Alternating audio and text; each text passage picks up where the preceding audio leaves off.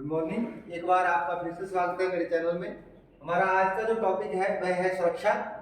आज हम सीखेंगे सुरक्षा क्या है, सुरक्षा क्या है और सुरक्षा कितने प्रकार की होती है। सुरक्षा के बारे में जानने से पहले आपको मैं दुर्घटना के बारे में बता देता हूँ। तो दुर्घटना कोई भी एक ऐसी अप्रिय घटना है, अवांछनीय घटना है या अनियोजित, जिसका हमने नियोजन नहीं किया था, अनप्लान्ड, ऐसी कोई भी दुर्घटना जिससे हमारा नुकसान हो जाता है, उससे हमारा मानसिक, व्यक्तिगत और आर्थिक नुकसान होता है। तो उन दुर्घटनाओं से बचने के लिए हम जिस व्यवस्था का पालन करते हैं उसको सुरक्षा बोलते हैं। तो हम ये बात कह सकते हैं कि सुरक्षा और दुर्घटना दोनों आपस में जुड़े हुए हैं। अगर हम सुरक्षा को हटा देंगे तो दुर्घटना घटित होगी, और अगर सुरक्षा को अपनाएंगे तो दुर्घटना काफी हद तक कम हो जाएगी या नहीं होगी। तो आइए हम समझते हैं कि सुरक्षा है क्या। सुरक्षा वह व्यवस्था है जिसके द्वारा हम किसी दुर्घटना से होने वाले नुकसान को पूर्णतः या फिर आंशिक रूप से खत्म कर सकते हैं। दुर्घटना से किसी व्यक्ति के शारीरिक अथवा मानसिक चोट लग सकती है, उससे हमारा आर्थिक, व्यक्तिगत व मानसिक नुकसान हो सकता है। इसलिए हमें कार्यस्थल पर हमेशा सावधानियों, नियमों व सुरक्षा संकेत जो है उनका पालन करना चाहिए। सुरक्षा नियमों की आवश्यकता पड़ती क्यों है? किसी भी कार्य में सुरक्षा जागरूकता एक आवश्यक अवस्था है। एक टेक्नीशियन को सदैव सुरक्षित कार्यकारी स्वभाव बनाए रखने का प्रयास करना चाहिए। सुरक्षित कार्यकारी स्वभाव सदैव जन, धन और सामग्री की रक्षा करता है। असुरक्षित स्वभाव से शारीरिक, आर्थिक व मानसिक नुकसान हो सकता है। जब बड़ी दुर्घटना हो जाए तो वो किसी की मृत्यु का कारण भी बन सकती है। दुर्घटनाओं से बचने के लिए टेक्नीशियन को कुछ सेफ्टी नियमों का पालन करना चाहिए। वो नियम क्या है उसको भी हम डिस्कस करेंगे कि कैसे, कौन से नियम होते हैं, कौन से संकेत होते हैं जिसका हम पालन करते हैं। आज हम डिस्कस करेंगे सुरक्षा के बारे में। तो आपको मैं बता दूं कि सुरक्षा 3 प्रकार की होती है, जैसे शरीर की सुरक्षा, मशीन, औजार व उपकरण की सुरक्षा, कार्य की सुरक्षा। तीनों सुरक्षा के बारे में थोड़ा थोड़ा आपको मैं बताता हूं, फिर इसके बारे में हम डिटेल में देखेंगे कि क्या होता है। शरीर की सुरक्षा से हमारा अभिप्राय खुद की सुरक्षा से है। हमें चोट नहीं लगनी चाहिए, हमारे हाथ सुरक्षित रहने चाहिए, हमारे पैर सुरक्षित होने चाहिए, हमारा सिर सुरक्षित होना चाहिए, हमारा धड़ सुरक्षित होना चाहिए। मतलब हमें किसी भी प्रकार की चोट से बचना है, उस चीज को हम बोलेंगे शरीर की सुरक्षा। उसके बाद है मशीन, औजार एवं उपकरण की सुरक्षा। आप सब जानते हैं कि जब भी हम कोई काम करते हैं, चाहे किसी चीज की प्रोडक्शन करते हैं, चाहे किसी चीज को रिपेयर करते हैं, उसके लिए हमें कुछ औजारों, उपकरणों व मशीनों की जरूरत पड़ती है। तो उन औजारों, मशीनों और उपकरणों की सुरक्षा को ही हम सेकंड जो हमारी सुरक्षा है उस कैटेगरी में लेते हैं। नेक्स्ट है हमारे पास कार्य की सुरक्षा। इससे हमारा अभिप्राय है कि जो हमने काम करना है, फॉर एग्जाम्पल हमें कोई चीज रिपेयर होने के लिए आई है, तो जिस चीज की हमने रिपेयरमेंट करनी है वह चीज खराब नहीं होनी चाहिए।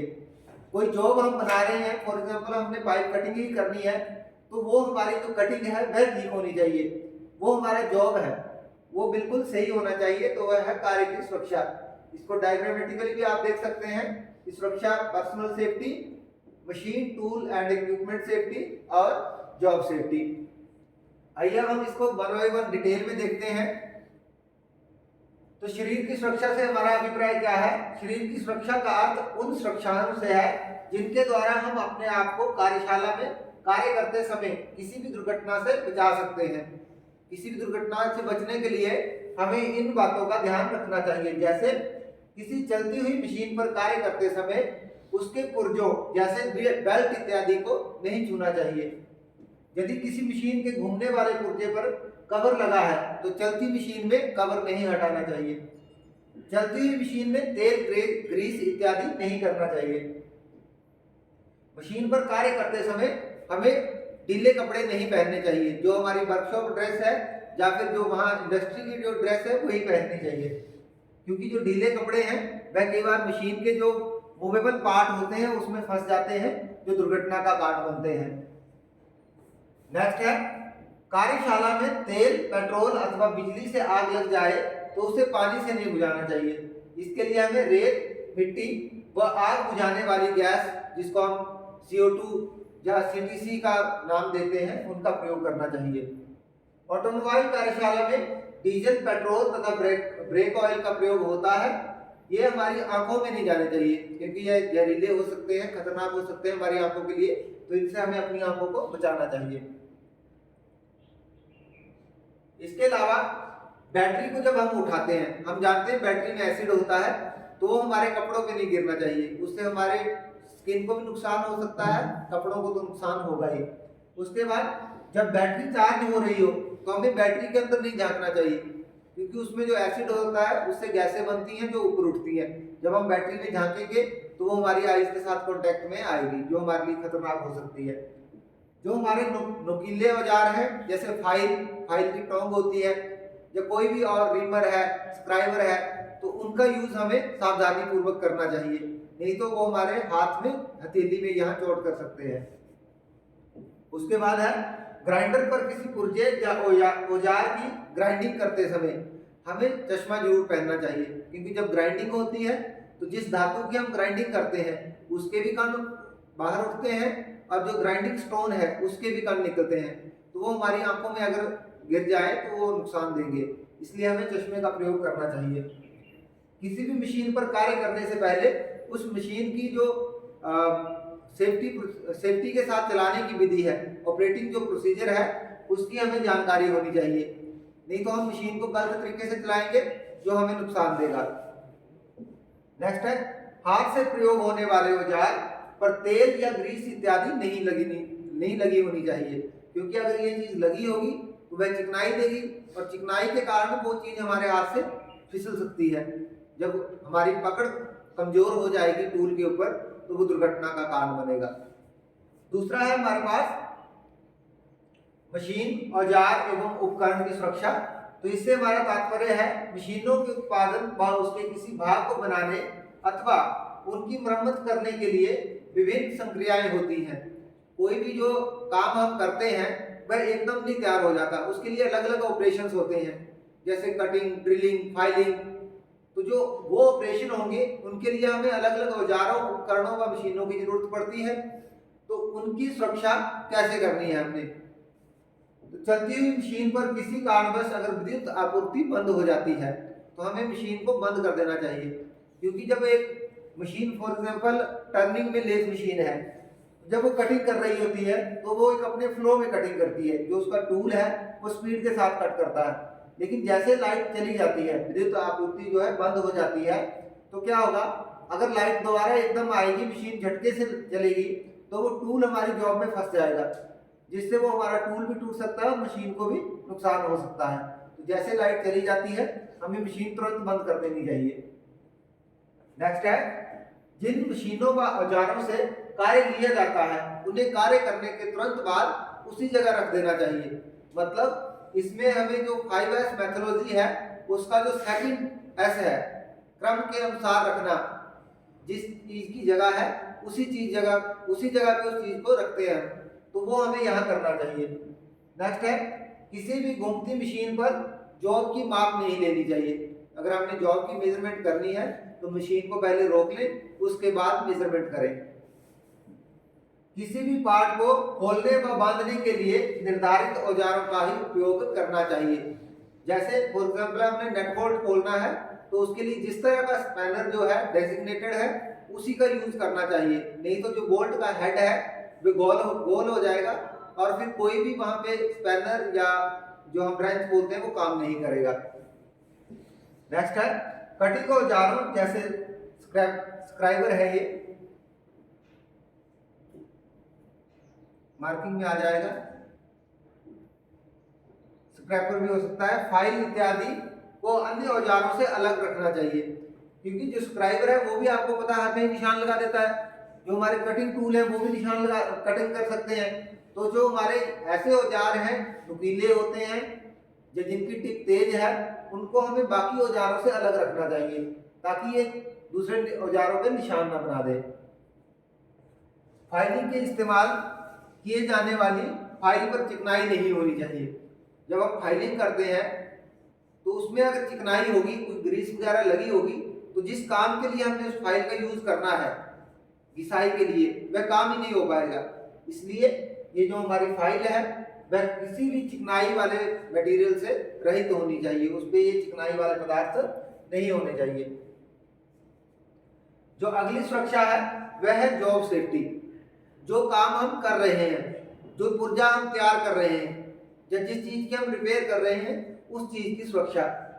तो कार्य की सुरक्षा का अर्थ मरम्मत किए जाने वाली मशीन तथा उसके भागों की सुरक्षा से है। इसके लिए निम्नलिखित बातों का ध्यान रखना चाहिए, जैसे जॉब पर कटिंग करते समय अधिक गहरा कट नहीं लगाना चाहिए। भारी जॉब व मशीन को बांधने के लिए पर्याप्त व्यवस्था होनी चाहिए। अगर ये व्यवस्था प्राप्त नहीं होगी तो हम जबरदस्ती मशीन को हर कहीं बांधने की कोशिश करेंगे, जिससे वो टूट सकती है या उसका किसी पार्ट का नुकसान हो सकता है। कार्यशाला में तकनीकी कार्य शुरू करने से पहले उसके संबंध में पूरी प्लानिंग कर लेनी चाहिए कि हमें कौन सी चीज कहाँ चाहिए, कौन सी चीज कब चाहिए। ऐसा ना हो कि जैसे जिस चीज की हमें तुरंत जरूरत हो वो हमारे पास ना हो। तो हमें ये प्लानिंग पहले कर लेनी चाहिए, जिससे हम कम से कम अपनी सारे टूल, औजार और जो पार्ट्स उसकी किसी चीज की मरम्मत के लिए चाहिए उसको हम समय पे ला सकें। यदि कोई नया पुर्जा तैयार करना है या किसी पुर्जे को ठीक करना है तो उसके लिए सबसे पहले उसकी ड्राइंग, ऑपरेशन शीट तैयार कर लेनी चाहिए। ड्राइंग का मतलब है कि ड्राइंग में हम देखें कि किस पार्ट की लंबाई, चौड़ाई या मेजरमेंट क्या है, और ऑपरेशन शीट से मतलब है जो उसकी संक्रियाएं हैं कि कब कौन सी संक्रिया होगी, कब हमने कटिंग करनी है, कब हमने मेजरमेंट करनी है, कब हमने उसमें अगर ड्रिलिंग होनी है तो ड्रिलिंग कब करेंगे, फाइलिंग, टैपिंग, जो भी हमने ऑपरेशन करने हैं वो किस स्टेप वाइज होंगे, उसकी हमने एक ऑपरेशन शीट तैयार कर लेनी है, कौन सा ऑपरेशन हमने कब करना है। उसके बाद है जॉब पर कार्य करते समय निर्धारित मशीनों, औजारों व उपकरणों का ही प्रयोग करना चाहिए, अन्यथा जॉब पर मशीन को नुकसान हो सकता है। अगर आप हिट एंड ट्रायल करेंगे कि ये नट खुल नहीं रहा, इसके लिए हम दूसरी स्पैनर यूज करेंगे, तो क्या होगा, उसका हेड भी खराब हो जाता है। मतलब हमें उसी टूल का यूज करना चाहिए जो किसी चीज के लिए निर्धारित किया गया है। अगर हम ऐसा नहीं करते हैं तो हमारा जो चीज, हम जिस जॉब को हम बना रहे हैं, जिस चीज की हम मरम्मत कर रहे हैं, उसको नुकसान होगा। लास्ट है कटिंग टूलों का प्रयोग करते समय जॉब की धातु के अनुसार कूलेंट अथवा लुब्रिकेंट का प्रयोग करना चाहिए। जैसे हमें पता है हम कटिंग करते हैं तो हम साथ साथ कूलेंट का यूज करते हैं। कूलेंट का यूज क्यों करते हैं, ताकि हमारा ब्लेड गर्म ना हो जाए।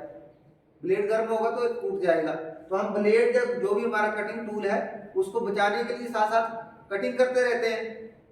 हमें जिस तरह का जॉब, जिस धातु का जॉब है उसी तरह का कूलेंट यूज करना चाहिए, अन्यथा क्या होगा, उसकी प्रॉपर्टीज जो है, उसकी विशेषताएं चेंज हो जाएंगी। विशेषता चेंज क्या होगा, अगर आपकी कोई चीज ऐसी है जो हार्ड टेम्पर्ड है, आपने अगर उस तरह के लुब्रिकेंट का यूज नहीं किया तो वो सॉफ्ट टेम्पर्ड हो जाएगी, वो नर्म हो जाएगी। अगर आपके हार्ड धातु पे आप गलत लुब्रिकेंट का यूज कर देते हैं तो वो नर्म हो सकती है।